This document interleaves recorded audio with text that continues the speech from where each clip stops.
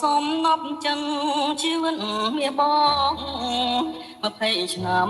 កន្លងតែចិនរៀមបងនៅនឹកអាឡាយ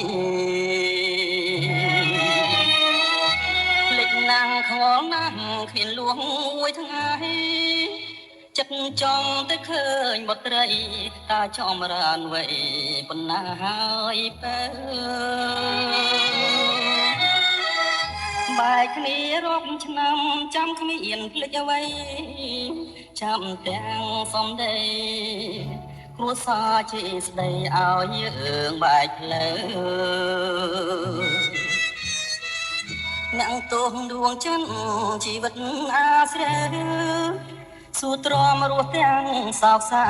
លងលុះអីលើហើយណានួនល្អងកាលសំលេងខ្មោះមកលួងចិនស្រីខែហមដោយត្រកខ្សែបីមេបាប្រុសស្រី